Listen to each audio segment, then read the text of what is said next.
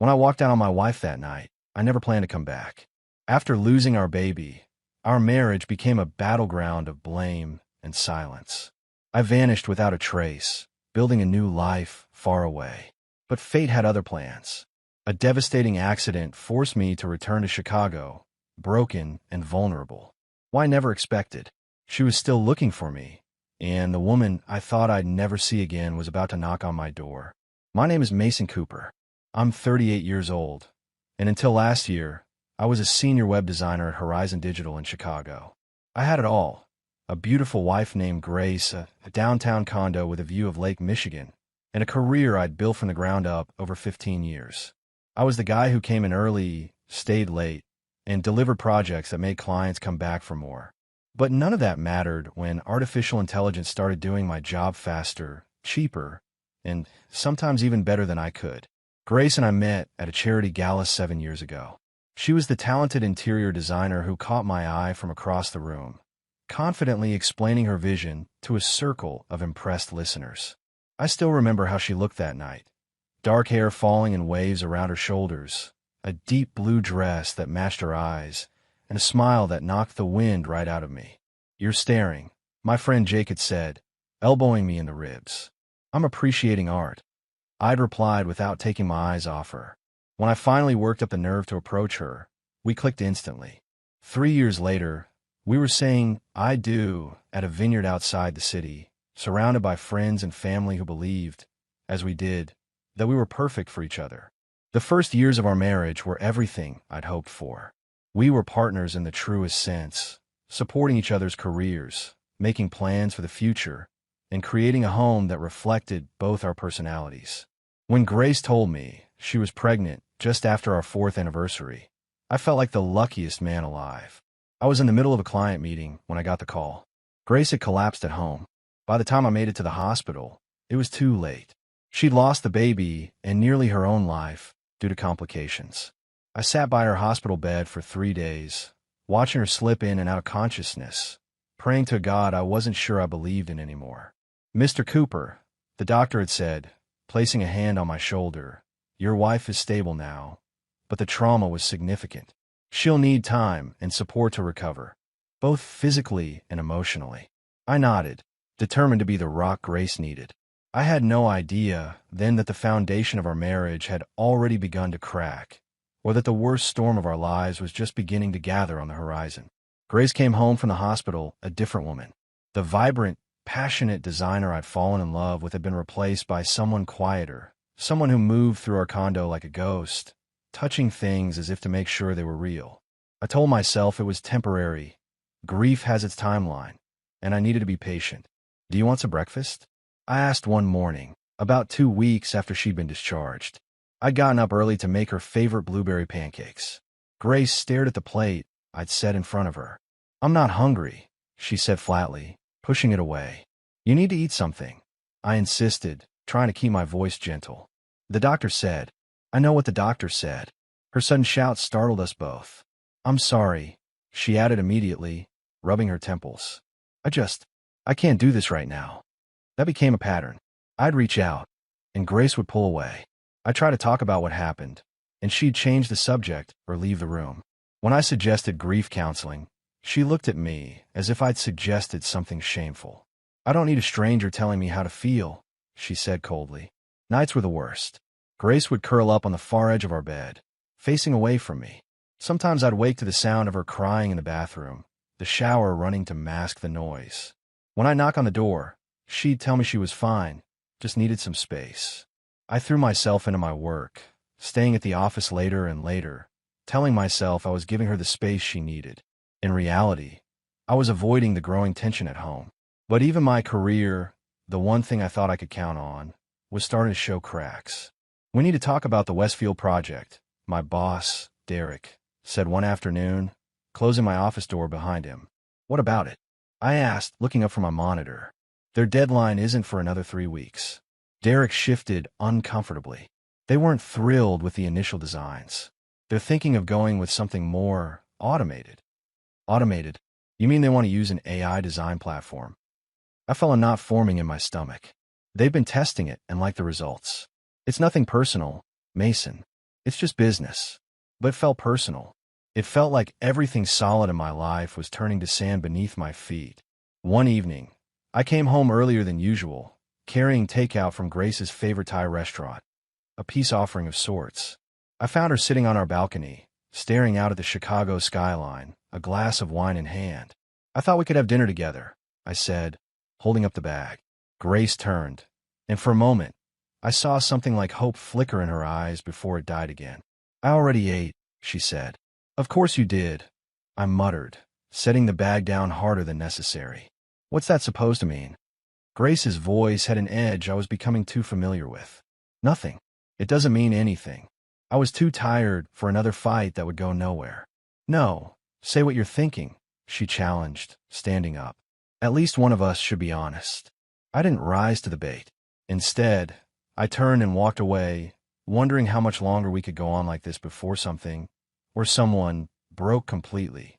As weeks turned into months, I found myself wondering if Grace was seeing someone else. The thought gnawed at me during sleepless nights. She started coming home later, her explanations vague. Client meetings and project deadlines became her mantras. I wanted to believe her, but doubt is a powerful poison. One evening, while Grace was in the shower, I did something I never thought I'd do. I checked her phone. My hands trembled as I entered her passcode, feeling like a thief in my own home. I scrolled through her messages, emails, and call history, searching for evidence of betrayal. I found nothing. No suspicious texts, no unknown numbers called repeatedly, no incriminating emails. Part of me felt relieved, but another part felt even more confused. If there wasn't someone else, why was she pulling away so completely? Meanwhile, at work, things were deteriorating rapidly. More clients were choosing AI design solutions over human designers. The Westfield project was just the beginning. "We need to talk, Mason," Derek said during our monthly review. His expression was grim. "The company is restructuring the design department. We're reducing the team by 30%. I square my shoulders, meeting his gaze directly. "And I'm part of that 30%. It wasn't a question, but Derek nodded anyway. "I fought for you, but the numbers don't lie. AI-generated designs are cutting our costs by 60% while delivering comparable results." "Comparable isn't the same as better," I argued, keeping my voice steady despite the panic rising in my chest. "Those algorithms can't understand human emotion, can't connect with clients on a personal level." "I know that. You know that. But the board sees the bottom line," Derek sighed. "You'll get a generous severance package. I've also put together some recommendations if you want to freelance." I walked out of the building that afternoon with a cardboard box containing 7 years of my professional life and no idea what came next. I drove around Chicago for hours, avoiding going home to our empty condo, avoiding telling Grace that I'd failed at the one thing I thought I was good at. When I finally returned home, I found Grace sitting at our dining table, surrounded by design samples. "I need to tell you something," I said, setting down my box of belongings. She looked up, her eyes widening as she took in the box. "What happened?" "I lost my job. The AI revolution finally came for me." I tried to laugh, but it came out hollow. For a moment, something like compassion flickered across Grace's face. Then she looked away. "What are you going to do?" "Not we. You." The distinction wasn't lost on me. "I don't know yet," I admitted, "but I'll figure it out. I always do." I expected criticism, maybe even blame. Instead, Grace just nodded and returned to her samples, as if my career implosion was just another Tuesday. That night, I lay awake wondering how we'd become such strangers to each other. When had we stopped being partners, stopped facing life's challenges together? I made a decision then. I would fight for my career, fight for my marriage, fight for the life we planned together. I wasn't ready to give up. Not yet. But morning brought another argument, another cold shoulder, and I found myself wondering if I was fighting for something that no longer existed. A month after losing my job, I was still struggling to find my footing. The severance package helped with bills, but freelance design work was harder to come by than Derek had suggested. Companies wanted AI-assisted designers who could operate the new platforms, not traditional designers like me. I started teaching myself the new AI design tools, spending hours at the library since we had to cancel our home internet to cut costs. Grace didn't complain about the budget cuts. She was too busy with a major project for some tech billionaire's vacation home, but I felt the weight of her silence. Every night, she came home later. Every morning, she left earlier. We should talk about what happens when the severance runs out, I said one rare evening when we were both home for dinner. Grace pushed food around her plate. What do you mean? I mean, we might need to consider downsizing. This condo. I'm not selling our home. She interrupted sharply. My career's going well. We can manage. It's not just about money, I tried to explain. It's about us, about where we're headed. We hardly see each other anymore, hardly talk. After everything that happened. Don't, Grace warned, her knuckles white around her fork. Don't bring that up. We need to talk about it sometime, Grace. We lost a child. The sound of her fork clattering against the plate silenced me. I lost a child, she corrected, her voice cold. I was the one who felt him growing inside me. I was the one who woke up in a pool of blood. You got a phone call. Her words hit like physical blows. I stood up, needing distance before I said something I couldn't take back. That's not fair, and you know it. I'm trying to help us heal, but you won't even let me in. Maybe I don't want your help, she shot back. Maybe I'm tired of you trying to fix everything, as if this is just another project with a deadline. Then what do you want from me? I demanded, frustration finally boiling over. Because I've tried everything I know how to do. I've given you space. I've tried talking. I backed off. Nothing works. Nothing reaches you. Grace stood up suddenly, grabbing her purse. I need some air, she muttered, heading for the door. It's after 9. I pointed out, following her. Where are you going? Out, was all she said before slamming the door behind her. I stood alone in our kitchen, surrounded by the remains of another failed attempt at connection. Something inside me snapped. If Grace wouldn't talk to me, maybe she'd talk to a professional. I called and made an appointment with a marriage counselor, leaving a message on Grace's phone with the details. That night, as I lay in our too-empty bed, my phone buzzed with a text from Grace. Can't make the appointment. Working. 3 words that seemed to sum up the state of our marriage. I stared at the ceiling, weighing options I'd never thought I'd have to consider. How much longer could we go on like this? How much more could I take before walking away, stopped feeling like giving up, and started feeling like survival? The breaking point came unexpectedly. I'd spent the day at a career fair, listening to tech companies describe their ideal candidates. Younger, more adaptable, fluent in AI platforms I was still struggling to master. By the time I got home, my confidence was at rock bottom. All I wanted was a quiet evening and maybe a cold beer. Instead, I found Grace packing a suitcase. What's going on? I asked, though I already suspected the answer. I'm staying at Diane's for a few days, she replied without looking up. Diane was her closest friend, someone who'd never particularly liked me. What? I demanded, a surge of frustration overriding my usual caution. Grace finally stopped packing and faced me. Because I can't do this anymore, Mason. I can't live like we're just roommates circling each other, waiting for something to change. So your solution is to leave? That's going to fix things. My voice rose despite my efforts to stay calm. Nothing is fixing things, Grace shouted, her composure finally cracking. Not time, not space, not your constant hovering and trying to talk about feelings I don't want to discuss. I stepped closer. You haven't even tried, Grace. You won't go to counseling. You won't talk to me. You won't let me in. Because you can't understand. Tears filled her eyes. You can't possibly understand what it feels like to lose a child that was growing inside you. I lost him too, I said, my voice breaking. He was my son too. It's not the same, Grace whispered, but some of the fire had gone out her voice. No, it's not the same, I agreed. But that doesn't mean my grief isn't real. That doesn't mean I haven't been hurting too. We stood facing each other. The truth we'd been avoiding for months finally laid bare between us. Grace wiped her eyes with the back of her hand. I need to go, she said finally, zipping her suitcase closed. I need to figure out if this marriage is something I can still save. If you can save, I echoed. This isn't just on you, Grace. It takes both of us. Then why does it feel like I'm the only one drowning? She asked. I watched her gather her things, feeling oddly calm. Something had shifted inside me. As she headed for the door, I made a decision that surprised even me. I'll be gone when you get back, I said quietly. Grace froze, turning slowly to face me. What? You need space. I'll give it to you. All of it. I met her gaze steadily. Take your time at Diane's. When you come back, I won't be here. Mason, that's not what It's what we both need, I interrupted. A clean break. No more circling each other. No more half measures. She stared at me, searching my face for something. Hesitation, perhaps, or signs I didn't mean it. But my mind was made up. Whatever came next, it couldn't be worse than this slow, painful disintegration of everything we'd built together. After Grace left, I sat alone in our silent condo, planning my escape from a life that no longer felt like mine. I left without saying goodbye. No note, no explanation beyond our final conversation. Maybe that makes me a coward, but words seemed pointless after months of talking in circles. I packed essentials while Grace was at Diane's. Clothes, my laptop, important documents, and what little cash I had left after the layoff. I withdrew the remaining money from our joint account, barely enough for a few weeks if I was careful, and left my keys on the kitchen counter.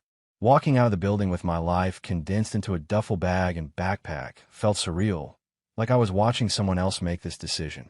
But with each step, a strange lightness grew in my chest. For the first time in months, I was taking action instead of just reacting. I drove north with no real destination in mind, just a vague notion of finding somewhere quiet to regroup. Lake Michigan became my compass. I followed its shoreline until the city lights faded behind me and the road opened up ahead. Near a small town called Harbor Springs, I spotted a cabin for rent sign on a rural mailbox.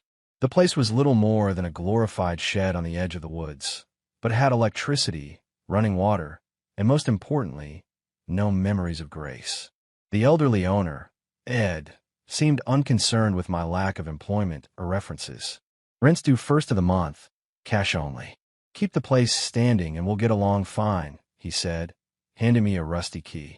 That first night alone in the cabin, I sat on the porch watching stars appear over the lake.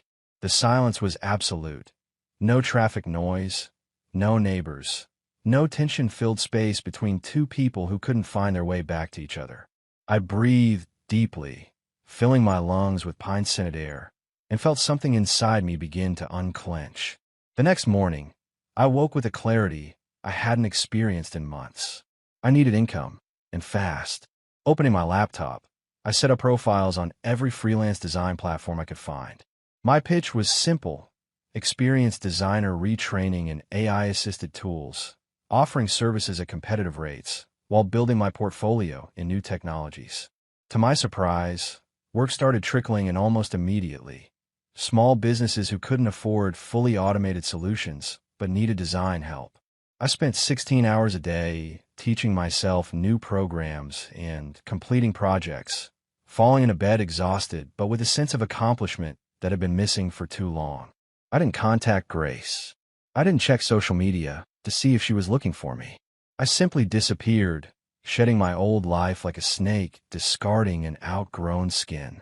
Some nights, lying on the cabin's lumpy mattress, I wondered if she was worried, if she missed me, if she was angry at my abrupt departure. Other nights, I slept dreamlessly, unburdened by the weight of our shared grief and growing resentment. 3 weeks into my self-imposed exile, I realized I hadn't thought about Chicago or my old job, or even Grace for an entire day. The revelation should have troubled me. Instead, it felt like the first real healing in a year of open wounds. 2 months into my new life, I barely recognized the man I'd become. My beard had grown thick, my city pallor replaced by a healthy tan from working outdoors.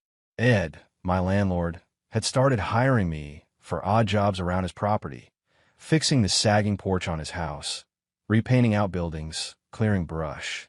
The physical labor was therapeutic, a welcome counterpoint to the digital design work that paid my bills. I'd settled into a routine that felt surprisingly natural.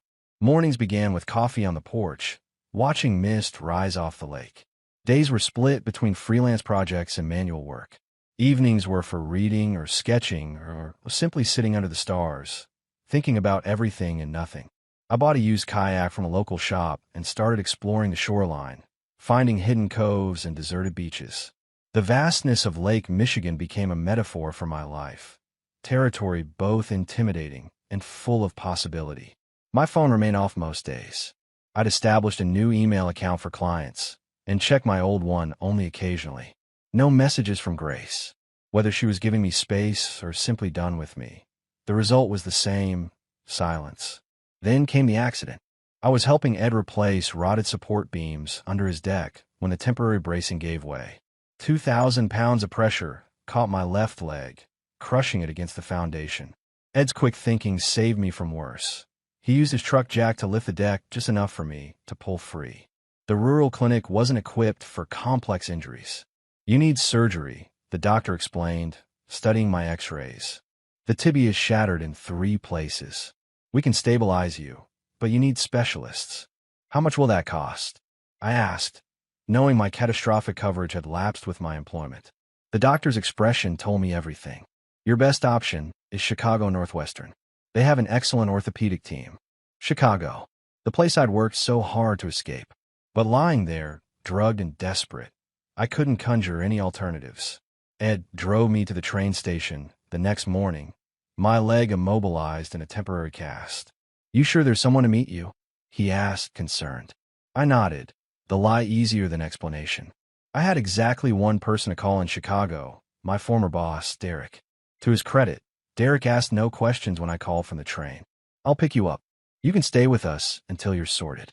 As the landscape outside changed from rural Michigan to Indiana suburbs to Chicago's familiar skyline, I wrestled with contradictory emotions.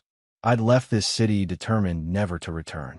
Now I was coming back broken in more ways than one, facing surgeries I couldn't afford and a recovery that would derail the independence I'd fought to establish. The train pulled into Union Station as evening fell. I hobbled toward the main exit on crutches, feeling like a defeated soldier returning from a failed campaign. Derek and his wife, Sarah, welcomed me into their suburban home with no questions and no judgment. The guest room became my recovery space after surgery, a procedure that inserted a titanium rod and 6 screws into my shattered leg. The orthopedic surgeon promised I'd walk normally again, but warned the process would take months. "You're welcome to stay as long as you need," Sarah assured me over dinner one week after my operation. "We have plenty of room." "I appreciate it, but I can't impose indefinitely," I replied, uncomfortable with their generosity. "Once I'm mobile enough for crutches, I'll find my own place." Derek exchanged glances with his wife. "About that, Mason, there's something you should know." My stomach tightened. "Is it Grace? Did something happen?" "She's been looking for you," Derek said carefully. "She came to the office about a month after you left, asking if anyone had heard from you." I stared at him, processing this information. "What did you tell her?" "The truth, that I hadn't heard from you. That was before your accident." He hesitated. "She seemed worried, Mason." "Not angry, just concerned." That night, alone in the guest room, I wrestled with this new knowledge. Grace had looked for me. Did that mean she cared, or was she just tying up loose ends? The question haunted me through a restless night. During physical therapy the next day, my phone buzzed with a text from an unknown number. "Derek told me you're back. We need to talk." Gee, my heart hammered against my ribs. Should I respond? What would I even say? Sorry I disappeared? I wasn't sorry. Leaving had been necessary for my survival. After 3 days of internal debate, I finally texted back. "I'm staying with Derek and Sarah while recovering from surgery. Broke my leg in Michigan." Grace's response came immediately. "Can I visit you?" Those 4 words carried the weight of our entire history. I stared at them until the screen dimmed, then typed, "Yes." The next afternoon, I heard her car pull into Derek's driveway. I was alone in the house, Derek and Sarah having tactfully found errands to run. I positioned myself in the living room, leg propped on pillows, trying to appear casual despite my thundering pulse. The doorbell rang. Drawing a deep breath, I called out, "It's open." Grace stepped inside, hesitating at the threshold. She looked thinner than I remembered, her dark hair shorter, framing a face that showed signs of strain. "Mason," she said softly. "Just my name, nothing more." "Hello, Grace," I replied, my voice steadier than I felt. She moved into the room, eyes fixed on my elevated leg with its surgical dressing and metal brackets. "What happened?" "Construction accident. I was working on a deck that collapsed." Grace sat in the armchair across from me. "A deck? You're a designer." "I was a designer," I corrected. "I've been doing whatever pays the bills." She looked around the room, everywhere, but directly at me. "I thought you were dead," she said finally. When weeks passed with no word, I thought. I didn't know what to think. "I wasn't planning to die," I said, attempting humor that fell flat. "I needed space to figure things out." "So you just vanished?" Grace's voice rose. "Do you have any idea what that did to me? I came home from Diane's expecting an argument, not an empty apartment." "Would you let me go if I'd asked?" I challenged. She looked away. "That's not the point." "It's exactly the point. We were destroying each other, Grace." Every conversation became a battle. Every silence was loaded with blame. "So running away was your solution?" Her eyes flashed. "Very mature, Mason." It wasn't about maturity. It was about survival. I shifted, wincing as pain shot through my leg. I was drowning in that apartment, in our marriage. I couldn't breathe anymore. Grace's expression softened slightly at my obvious discomfort. "What happened to us?" she asked, her voice smaller now. "We used to be so good together." "We lost our son," I said simply. "And instead of grieving together, we turned on each other." Grace looked down at her clasped hands. "My therapist says I was punishing you because you weren't there when it happened." "Your therapist?" I hadn't expected that. She nodded. "I started seeing her about a month after you left. I realized I couldn't handle it alone anymore." We sat in silence, the weight of her words settling between us. "I grieve too, Grace," I said finally. "Every day. But you shut me out. You made me feel like my pain didn't count because it wasn't physical." "I know," she whispered. "I was so lost in my own pain I couldn't see yours." Another silence, less tense than before. "What happens now?" Grace asked. "I don't know," I admitted. "I need to focus on healing, finding work again, building some kind of life. Alone." The question contained layers of meaning. "That depends," I said, meeting her eyes. "Therapy helped you. Maybe it could help us, if you're willing to try." Hope flickered across her face. "You consider counseling?" "After everything. I never stopped loving you, Grace. I just couldn't keep loving you the way things were." She reached across the space between us, tentatively taking my hand. "I never stopped loving you either. Even when I was furious that you'd left. Even when I thought I might never see you again." Her touch was familiar yet new, like returning to a favorite place, changed by seasons. We were different people now, altered by grief, separation, and the individual journeys we'd taken. Whether those changes would bring us closer or confirm our incompatibility remained to be seen. "One day at a time," I suggested. Grace nodded, squeezing my hand. "One day at a time." As we sat together in borrowed space, I felt something shift, not a dramatic reconciliation, but a quiet opening, a possibility where before there had been only walls. 1 year after my accident, I stood on my own 2 feet at the Chicago lakefront, watching sunrise paint the water gold. My left leg, though scarred and occasionally stiff, had healed well enough for me to walk without a limp, a minor miracle, according to my surgeon. More miraculous was the path Grace and I had traveled. Weekly counseling sessions had evolved from painful excavations of the past to thoughtful planning for our future. We'd sold the downtown condo, too full of difficult memories, and rented a small house in Evanston with a yard and a garden Grace was bringing back to life. "Sorry I'm late," Grace called, jogging toward me with 2 coffee cups. Line at the cafe was insane. "Worth the wait," I said, accepting the steaming cup and kissing her cheek. These small affections, once routine, then impossible, now felt precious, deliberate choices rather than habits. We walked along the shoreline, shoulders occasionally brushing. Lake Michigan stretched before us, vast and humbling. "I got the promotion," Grace said suddenly. "Creative director for the whole firm." "That's fantastic." I turned to her, genuinely thrilled. Her career had flourished while mine had transformed. After months of freelancing, I'd partnered with a developer to create accessible design tools for non-technical small business owners. The anti-AI approach, as we called it. "It means more travel," she cautioned. "At least initially." "We'll make it work," I assured her. "We're good at adapting now." Grace smiled, slipping her hand into mine. "We've had practice." The path to reconciliation hadn't been smooth. We'd faced setbacks, arguments where old patterns threatened to reemerge, moments when grief resurfaced unexpectedly. But we'd learned to navigate those waters together, neither drowning nor allowing the other to sink.